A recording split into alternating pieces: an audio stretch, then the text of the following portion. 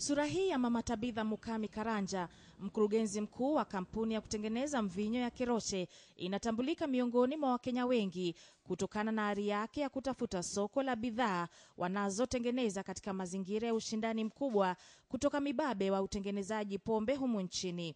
Wakenya wamezoea kumuona katika mazingira ya kazi, lakini tulipata picha tofauti ya mfanyabiashara huyu tulipomtembelea nyumbani kwake katika mtaa wa kifahari huko Runda. Sura ya mke wa Bwana Karanja, mwenyekiti wa kampuni ya Keroshe na pia mama ya watoto 4. Okay, kama leo ni weekend. Kama mngekuwa sasa leo ni weekend. Nachukua masaa asubuhi kama masaa mawili hivi tukiwa na Mr. Karanja bwanangu, at least tunafanya vigorous walking ama exercise, then after that tunakuja we make it like a relaxing day. Tabitha amekuwa kielelezo kwa wanawake wengine na hata wasichana wadogo ambao wangependa kujitosa katika biashara. Anasema bidii yake pamoja na kujitolea ndio iliyompa matunda anayojivunia kwa sasa. Kujenga kazi kama hii lazima uwe umejitolea kabisa, na lazima uwe kiongozi ambaye anakubali kuelezwa na wale wengine vile maneno inatakiwa kuendelea. Kwa sababu huwezi kuwa unaamuka wewe unajipiga kifua ati wewe ndio unajua kila kitu. Kwa sababu kazi kama hii inahusu ni professionals wote.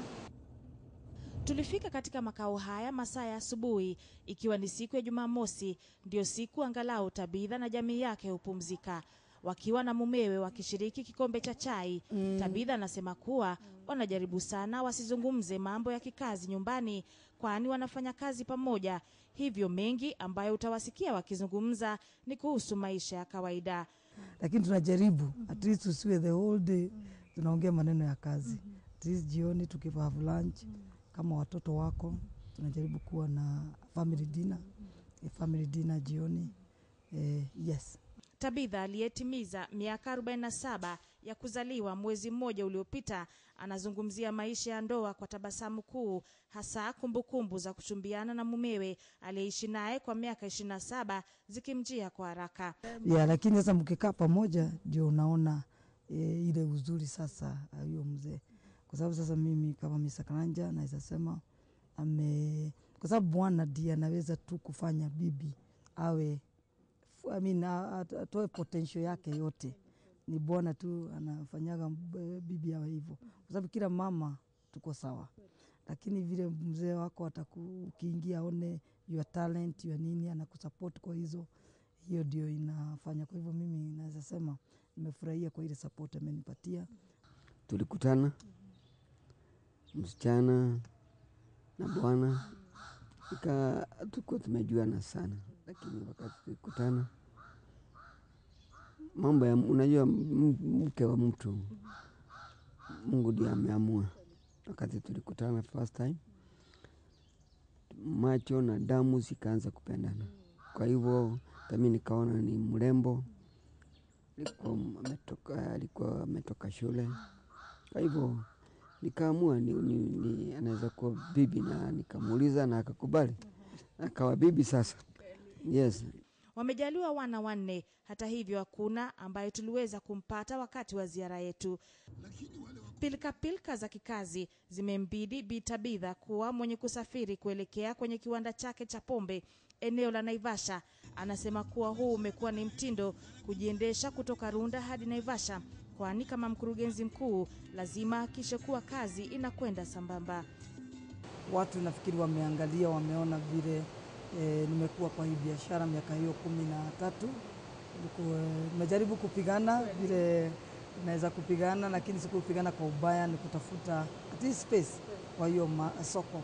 Kwa sababu hii soko si ya mtu mmoja. Hii soko tuseme ukweli ni mulete bidhaa zenyu alafu customer wa make a choice.